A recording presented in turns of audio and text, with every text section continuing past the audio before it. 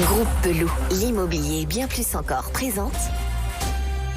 Le Grand Matin Week-end Sud Radio. Osez investir, Thomas Binet. Et bonjour Thomas. Bonjour Laurence. Au sommaire d'Oser investir ce matin. Eh bien, on va voir si le marché de l'immobilier est en pleine déroute et on en parlera d'ailleurs dans le prolongement de ce premier conseil de la semaine avec Loïc Quentin qui est président de la FNAIM. On va parler justement de ce qui va nous attendre à la rentrée sur ce fameux marché de l'immobilier. Et on terminera par une innovation, comment constituer son dossier locataire en moins de 5 minutes. Et c'est une solution 100% vendéenne. Et ben voilà, et on passe au conseil de la semaine. AFR Financement Parole de Lyon présente Osez investir, le conseil de la semaine. Avec cette question, Thomas, est-ce que le retournement du marché de l'immobilier est bien là ? Eh bien, nous y sommes, Laurence. On verra si les prochains mois le confirment. D'après les indices meilleurs agents Les Échos, sur les 6 premiers mois, les prix ont reculé de 0,4% pour s'établir à 3 180 € au mètre carré, prix moyen en France. C'est la première fois depuis 2015 qu'on observe une baisse des prix à cette échelle nationale, selon Thomas Lefebvre, de meilleurs taux. Alors, on ne peut pas parler d'effondrement, mais d'essoufflement plus assurément pour le marché résidentiel. Car ce qui avait débuté en début d'année s'est confirmé au deuxième trimestre. Du coup, la situation s'aggrave et les professionnels se sentent abandonnés par les pouvoirs publics. L'immobilier neuf en est la bonne illustration. Alors justement, quelles conséquences voyez-vous à cette situation du coup ? Déjà, l'immobilier neuf, je viens d'en parler, qui s'enlise. Les crédits ne sont plus vraiment accordés. Dans l'ancien, les acheteurs et vendeurs se regardent en chien de faïence. L'inflation est bien présente. De fait, les premiers touchés par cette situation sont les primo-accédants aux revenus modestes qui se voient privés d'achats immobiliers. Alors n'oublions pas également que les contraintes liées à la rénovation énergétique pénalisent le marché de la revente. Et forcément, la question qu'on se pose tous, est-ce qu'on peut prévoir le moment où l'on va enfin sortir de cette situation ? Alors, très difficile à dire aujourd'hui, cependant, les professionnels reconnaissent la nécessité, pour que le marché redevienne fluide, de voir les prix de vente baisser. Alors selon Charles Marinakis, président de Century 21, il faudrait que les prix baissent d'au moins 10% cette année, et nous en sommes très loin. Nous n'avons pas été habitués à cette situation ces dernières décennies, alors il va falloir s'armer de patience. Voilà, on patiente. Allez, votre invité de la semaine ce matin, Thomas, nous sommes avec Loïc Quentin, président de la FNAIM, Fédération Nationale de l'Immobilier, qui a été créée en 1946, première organisation syndicale des professionnels de l'immobilier, composée notamment de 43 000 salariés. Bonjour. Bonjour Loïc Quentin. Bonjour Thomas. Alors on vous reçoit aujourd'hui à l'aube de ces départs en vacances, alors que le semestre qui vient de s'écouler a été chargé en émotions dans le secteur de l'immobilier. Alors à quoi devons-nous nous attendre sur le deuxième semestre 2023 ? Mais juste avant de faire un peu de perspective et de prospective avec vous Loïc Quentin, nous vous recevons au micro d'Oser Investir. Depuis 6 mois, les professionnels de l'immobilier sont sidérés de la situation et de son évolution. Mais sérieusement, est-ce qu'on ne pouvait pas prévoir cela ? On sait bien que les arbres ne montent jamais, ne grimpent jamais jusqu'au ciel, Loïc Quentin. C'est une bonne remarque, bien évidemment, et il fallait s'y attendre. De toute façon, dans tous les cas, le retournement était inéluctable. Après des années de croissance très forte, on a connu 2 années historiquement élevées en termes de volume, 1 200 000 ventes en 2022, donc c'était quelque chose, c'était une année historique. Jamais rencontré dans le passé, on est d'accord ? Ah non, à ce niveau-là, jamais. On avait atteint des seuils, on est monté progressivement, et de façon corollaire avec la baisse des taux d'intérêt. C'est la baisse des taux d'intérêt qui a alimenté la dynamique du marché, donné une capacité d'emprunt de remboursement aux ménages français par un crédit qui coûte de moins en moins cher. Mais alors justement, est-ce que les professionnels sont pas un petit peu enfantins sur le raisonnement, pardon de le dire ainsi, 1 200 000, chaque année on a battu des records, tout d'un coup on arrive à ça. Alors évidemment il y a un retournement de marché ou un début de retournement de marché, mais franchement il faut être lucide. Mais les professionnels ne s'en plaignent pas, les professionnels sont des libéraux, des chefs d'entreprise et savent s'adapter aux circonstances d'un marché lorsque celui-ci doit être régulé. Je crois qu'on est sur un marché classique d'offres et de demande. Aujourd'hui, on a une contraction de la demande par une baisse de la capacité d'emprunt.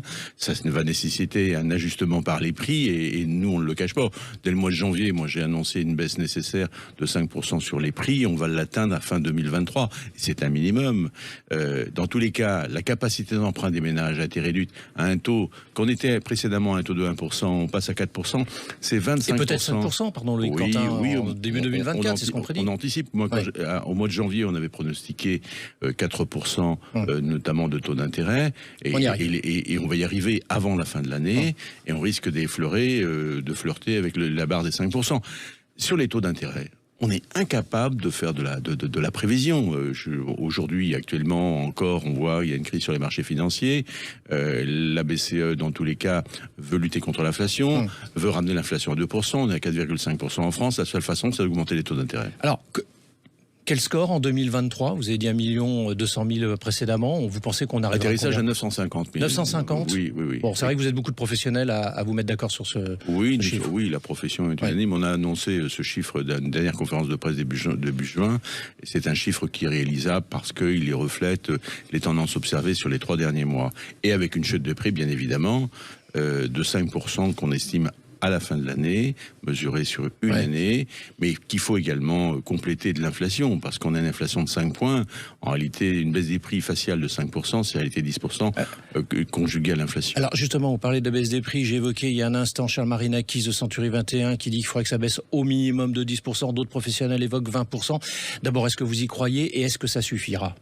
Alors, oui, bien évidemment. De toute façon, on ne peut pas faire autrement. Il faut que ça baisse. Il faut que ça baisse. Ouais. C'est mathématique. C'est mathématique. Ouais. Ça fait partie. On a déjà connu des périodes comme ça dans l'histoire. Si on regarde les crises précédentes, on en a connu la crise des années 90. À Paris, c'était 40% de décélération des valeurs. Paris a connu une forte baisse. Mais cette crise, elle sera plus violente. Mais est-ce qu'on est d'accord pour dire que les premiers touchés, les premiers touchés, c'est les ménages les plus modestes. Voilà. De toute façon, les primo-accédants n'ont jamais été aidés dans ce pays depuis une bonne dizaine d'années. Alors, primo-accédants en revenu modeste, double peine. Oui, tout à fait. Et même ceux qui sont en revenu moyen, double peine également, puisque dans tous les cas, ils n'ont pas d'aide pour leur permettre d'accéder à la propriété. Alors que c'est la fonction principale d'un État de permettre à ses concitoyens, aux jeunes notamment, d'accéder à la propriété. Mais tout simplement, même de se loger, parce que la tension, elle est aussi sur le parc locatif et la rentrée va être compliquée au mois de septembre. Alors, on a observé qu'en 2022, les Français ont perdu 18 mètres carrés de pouvoir d'achat immobilier. Oui, c'est par la baisse de la capacité d'emprunt, dans la mesure où les taux d'intérêt augmentent, on les réduit, les capacités de remboursement sont les mêmes, mais la capacité d'emprunt, elle est inférieure. Et dans ce cas-là, ou on réduit sur la surface, ou effectivement on abandonne ce désir, ce choix d'accéder à la propriété, ou alors on reste locataire. Et c'est bien là, et on provoque une rupture grave dans le parcours résidentiel des Français. Alors, Loïc Quentin, les 6 premiers mois, c'est de la sidération. Toute la profession, les Français, ils ont été sidérés quand même de ce qui s'est passé. C'est surtout la vitesse à laquelle ça s'est passé. La vitesse, oui, parce que elle est impactée par la hausse rapide des taux d'intérêt. Les taux d'intérêt ont été multipliés par 3 en 18 mois. C'est un choc, c'est là le choc. Alors, maintenant, je voudrais vous entendre sur la rentrée, parce que c'est un peu pour ça que je vous reçois ce matin, pour la dernière d'Oser Investir de cette saison. On doit s'attendre à quoi ? Ça va s'accélérer, ça va se calmer ? C'est quoi demain ? De toute façon, la seule variable, si vous voulez, sur laquelle on peut se fonder pour faire de la prévision, c'est notamment l'augmentation des taux d'intérêt. On peut monter à 5, on peut monter à 6, on peut aller à 7, on peut aller à 8, on ne sait, personne ne peut le prédire. Moi, je me souviens d'une crise, la crise que nous avons connue en 80-82, sur fond de crise énergétique, la guerre du Kippour 73, on avait eu une inflation qui s'accompagnait d'une hausse des taux d'intérêt. On a terminé à 17% en 1982. François Mitterrand disait les Français gagnent de l'argent en dormant parce que l'argent placé rapportait plus que le reste. Et donc, j'espère qu'on n'arrivera pas. Mais quand on a une tension inflationniste comme celle-ci, c'est extrêmement inquiétant. Mais surtout, ce qui est inquiétant, c'est qu'on a une crise qui est inégalée dans sa conjoncture, parce qu'à la fois, on a une crise notamment structurelle, parce qu'on ne produit pas assez en manque de logement, et une crise conjoncturelle qui est impactée par les taux d'intérêt. Et ce qui est incroyable, c'est que quand on regarde la crise des années 90, on a eu une crise très forte, mais à l'époque, sa crise, elle se conjuguait avec un excès d'offres et avec une baisse programmée des taux d'intérêt. On prend rendez-vous, Loïc Quentin, à la rentrée. On vous recevra dans Oser Investir, nouvelle saison, et on verra ce qui se passera. Merci, Loïc Quentin. Merci. Merci beaucoup à vous. Allez, on passe à l'innovation de la semaine avec vous, Thomas Binet. Comment réussir à constituer son dossier en moins de 5 minutes et 100% en ligne quand on est candidat locataire ? Laurent, si vous cherchez à louer un appartement ou une maison, il vous faudra réunir des pièces administratives, et ce, à chaque fois que vous déposerez un dossier de candidature. C'est laborieux, long. Bref, il est temps de changer de méthode. On a compris. Vous avez une autre solution à nous proposer ? Oui, il y a une start-up vendéenne s'appelant The Lock qui vient de lancer le Pass Express, et c'est une petite révolution pour tous ceux qui galèrent. Sur le site zoloc.fr ou via votre smartphone, vous pouvez créer votre dossier locataire en moins de 5 minutes et sans aucune pièce administrative justificative. C'est ça, Zoloc, c'est Z-E-L-O-K. Absolument. Allez, on s'y prend comment du coup? Très concrètement, vous munissez de votre carte d'identité de vos identifiants impôts.gouv et CAF. Une fois les données téléchargées de manière sécurisée et cryptée, Zoloc vous délivre un accord de garantie universel avec un loyer mensuel chargé maximum. La vérification biométrique de votre identité et les informations fiables permettent d'améliorer la qualité de son dossier et de trouver rapidement un logement partout en France. Alors justement, en parlant de fiabilité, en quoi les loueurs et les agences peuvent se fier à cette solution? Justement, Zoloc intervient comme tiers de confiance et agrée chaque dossier. Pour le locataire, plus besoin de recommencer son dossier à chaque fois. Il connaît exactement son loyer éligible.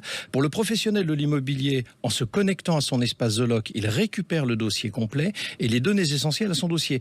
Il n'a plus besoin de vérifier l'ensemble du dossier. C'est Zoloc qui en a la responsabilité et qui le décharge de toutes ses tâches administratives. Elle est finie, faux documents et la phobie administrative, Laurence. Ça c'est plutôt pas mal. Zoloc.fr. Merci beaucoup mon cher Thomas. À vous, et on se retrouve à la rentrée pour on prend rendez-vous septembre. Allez, on prend rendez-vous. Bel été à vous. Vous Merci. aussi. Merci. Le Grand Matin Week-end Sud Radio. Osez investir. Thomas Binet. Avec Groupe Peloux, l'immobilier et bien plus encore.